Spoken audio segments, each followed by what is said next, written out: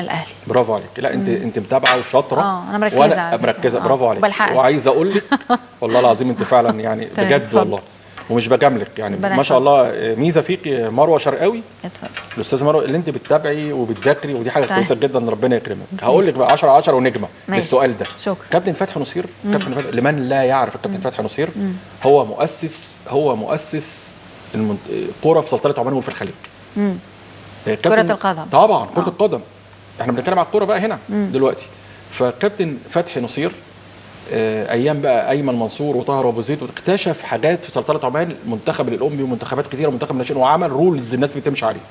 ده مش كده بس، ده في الامارات وفي البحرين وسلطنه عمان تحديدا، عشان ماما كانت موجوده هناك وقالت لي السلطان قابوس كمان كان معجب بفتحي نصير وقال له اللي انت ممكن تعمل مدارس واكاديميات لتاهيل فرق كره القدم، وبالتالي سلطنه عمان بتنافس على فكره منتخب اولمبي بقاله 7 سنين بينافس على البطولات، ومنتخب الشباب كذلك. تمام. اللي عمله الكابتن فتحي نصير وانا رحت قابلته وكلمته قال لي اللي انا عملته في سلطنه عمان عملته في مصر.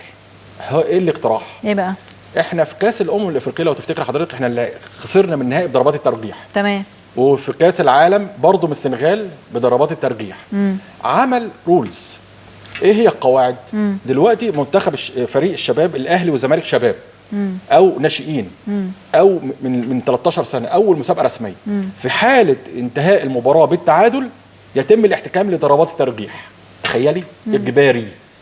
اصبح دلوقتي المباراه الاهلي والزمالك 1-1 لا يلعب ضربات ترجيحيه. ليه بقى؟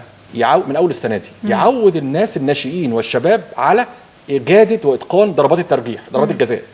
عشان زي ما حصل معانا في كاس الامم الافريقيه مع الفريق الاول، هو خدها سكريبت وعملها على الشباب تمت الموافقه وتم تنفيذه من بدايه الموسم.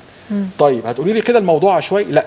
لو دلوقتي الاهلي والزمالك 1-1 وضربات الترجيح الزمالك كسب ياخد نقطه اضافيه. يبقى دلوقتي الزمالك عشان كسب ضربات الترجيح او الاهلي ياخد نقطتين والزمالك ياخد نقطه واحده. دي ال3 بونت. لكن في حاله انتهاء المباراه بالفوز يبقى خلاص مش لن يتم اللجوء الى ضربات الترجيح. دي من ضمن الحاجات اللي عملها. هل ترجح فوز نادي على نادي في البطوله؟ زي هاند بول بيعملوا حاجه زي الدوري المختلط. ايوه دي قدم الفكره دي ودي موجوده في سلطنه عمان. يعني فريق الشباب وفريق 17 سنه وفريق 19 بيرتبط بالفريق الاول، والفارس تيم لما يجي يحقق المركز الثالث، لكن الناشئين عاملين كده بيتم اعطائه حوالي 5 ل 7 نقاط. لكن ضربات الترجيح ده عملت ايه؟ حضرتك لو تابعتي زي ما حضرتك متابعه فرق الشباب والمنتخبات اللي هي بتتم بعد كده تصعيدها للمنتخبات الشباب والمنتخب الاولمبي، بيتم التدريب على ضربات الترجيح وبالتالي مفيش اهدار. انت بتلاقي انا شفت مباراه مثلا بين الاهلي والمقاولين اعتقد المباراه خلصت 11-10 تخيلي بضربات الترجيح. فده ادى قوه فده فكره جميله جدا بره الصندوق، وعنده كمان مستودع افكار كبيره جدا. الكابتن فتحي نصير هيبدا يطبقها تدريجيا. لكن انا بقول له يا كابتن فتحي انت ممكن تقول الكلام ده، قال لي ما بيحبش يظهر خالص. بس انا لما رحت له اتحاد الكوره وقعدت معاه عرفت الحاجات دي كلها واقتراحات هو اللي عملها الكابتن فتحي نصير، ولكن ما بيحبش يعلن عن نفسه.